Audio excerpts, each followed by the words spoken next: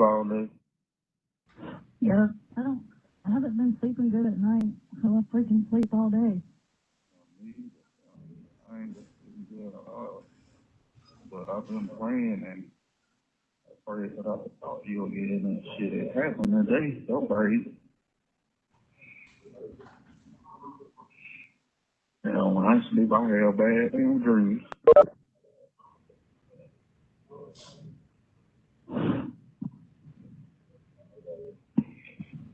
Like what? Just crazy shit.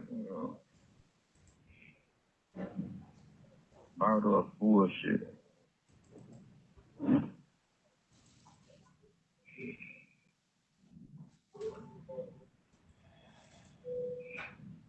So most of the time, I just work out.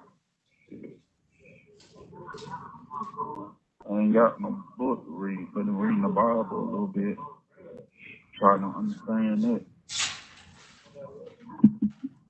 Good luck. Uh, I said good luck. yeah, well, understanding that. Yeah. Yeah, it's real hard to understand. Damn, I can't believe I was down the wrong number. Damn, shit, all the money gonna be gone by the time she out. Hell, I was down the wrong damn number again, like I used to do your other number. Yeah, it's so crazy. Crazy. I was just talking about you last night when you playing that game. I was telling my roommate, my sister there, talking about that the both of me.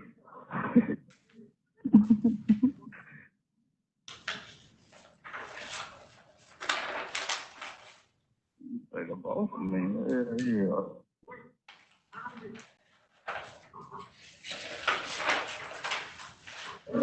The one of me now. Yeah. You feel me? And what'd you do with the other one? Be gone. I kill now. Oh, yeah? So, I don't want to be your friend no more.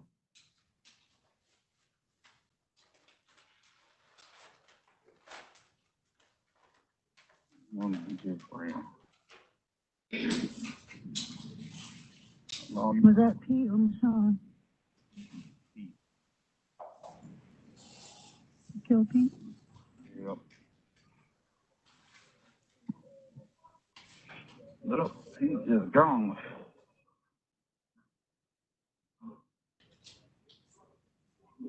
Gone.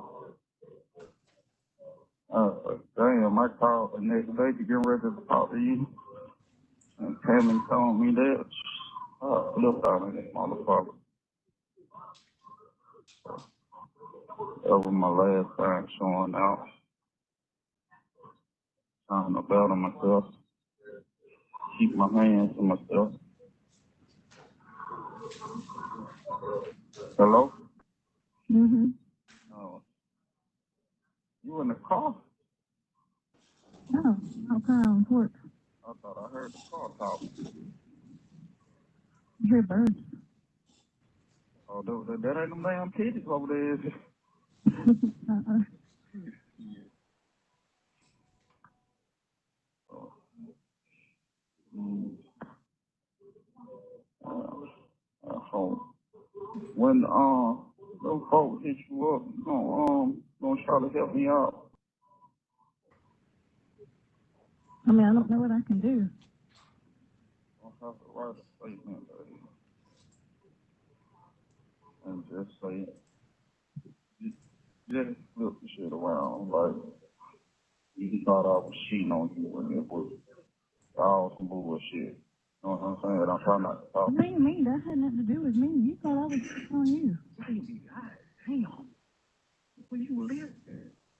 Don't be getting it twisted. Don't worry about it. I'll take whatever they give me. You ain't understand what I'm trying to say.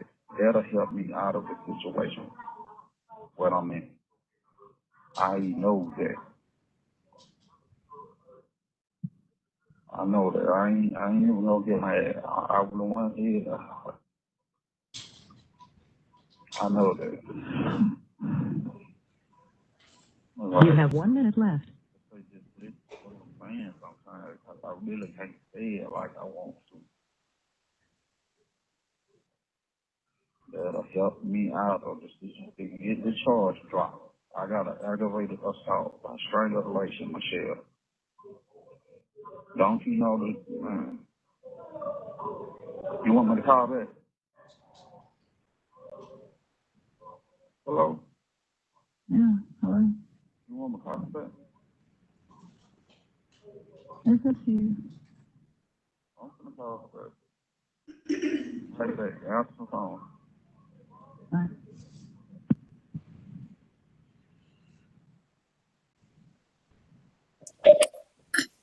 Investigator Patterson? And on the end of the call, did the defendant ask the victim to write an affidavit?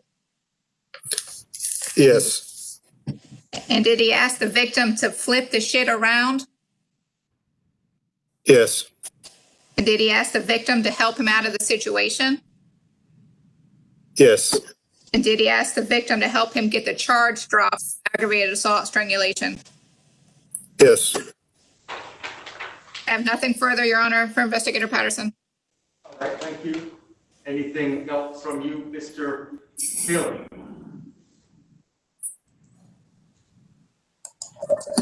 Yes, Your Honor. Investigator Patterson, did you hear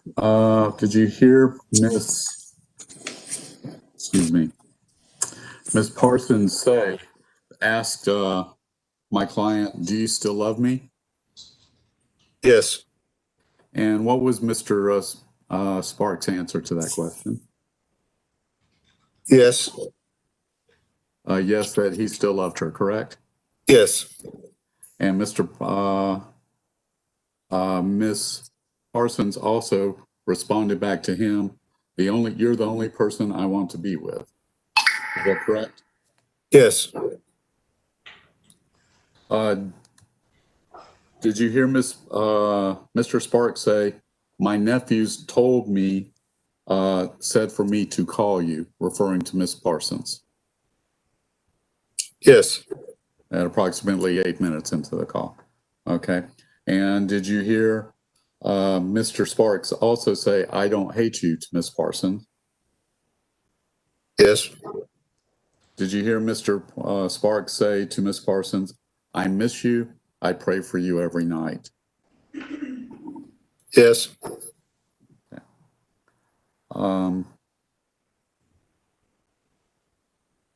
No further questions, Your Honor. All right, thank you, Mr. Taylor. Any follow-up, Ms. Whitty? No, Your Honor, this witness may be excused. Yes. And Your Honor, the state has no other witnesses, just argument for both motions. Okay, Mr. Taylor, any additional witnesses? No additional witnesses, Your Honor, just argument. All right, we'll let Mr. Taylor open and conclude. Thank you, Your Honor. As we'd requested earlier, Mr. Sparks has been in custody since March of this year. He's been in approximately 7 months with a bond of $25,000 that tries he might, with contact through various family members, he's been unable to raise. We do not deny that Mr. Sparks has violated the condition of the bond that says he's have no contact with Ms. Parsons. I think the audio, however, speaks for itself, that Mrs. Parsons not only does not feel intimidated or harassed by the phone calls that Mr. Sparks has made. Indeed, she's encouraged them and reached out to other family members to get in touch with Mr. Sparks so that he can reach her and they can have conversations. They have an ongoing relationship. It's an ongoing romantic relationship. I've spoken with Ms. Parsons directly to confirm this, that whatever resolution occurs with the matter today, that they intend to have an ongoing relationship.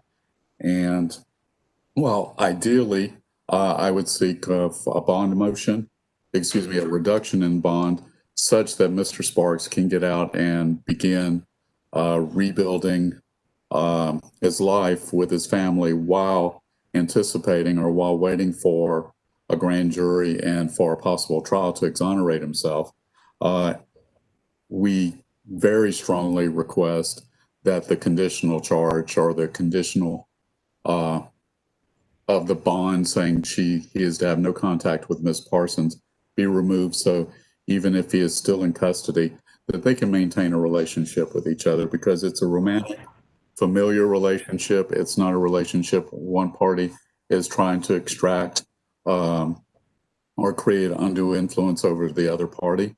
They provide comfort for each other over the phone, even in the circumstances where they're both apart because of Mr. Sparks' incarceration. Okay, Ms. Matucci. Yes, Your Honor. The state would argue, would be opposed to any bond reduction or any bond period. The defendant has a lengthy criminal history and is likely to reoffend because he was actually on probation in order to have no contact with this victim when this new crime occurred. Listen, Mr. Taylor, could you mute your mic?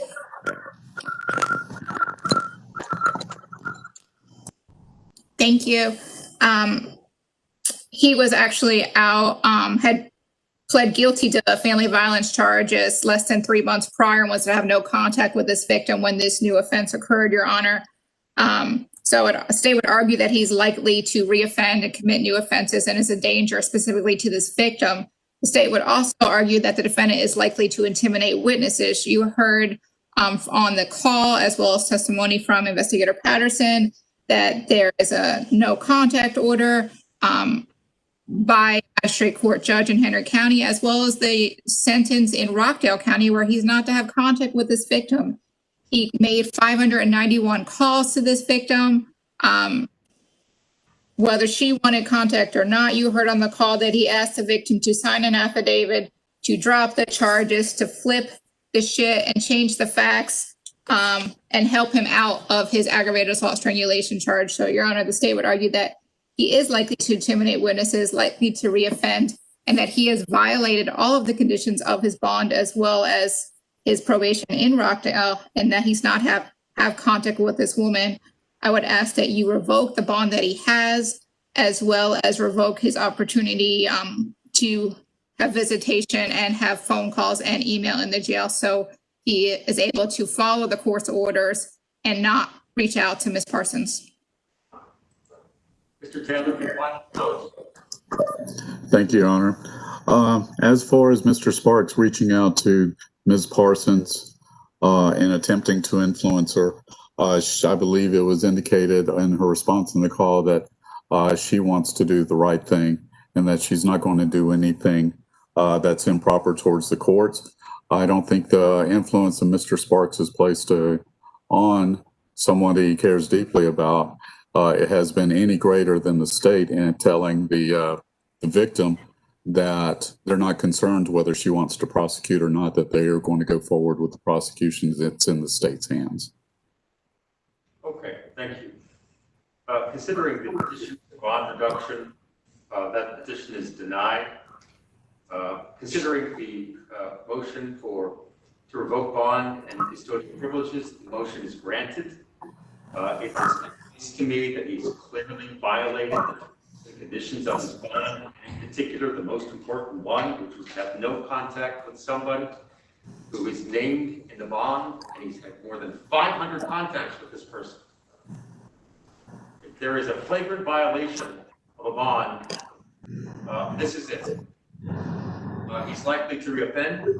He's likely to intimidate victims just because he's not using aggressive words.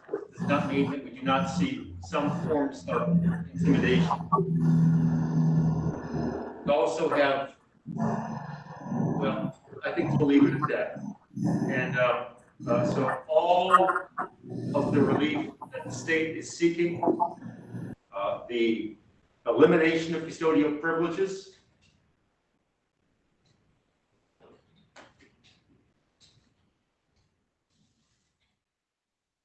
the elimination of visitation, the elimination of electronic communication privileges with the exception of legal counsel, all of that is granted. And this is in view of the fact that he has very clearly and consistently violated this bond since the beginning of its issuance. That will conclude this matter. Thank you, Ms. Petrucci. Please prepare the order. Yes, Your Honor. And we're adjourned. Thank you.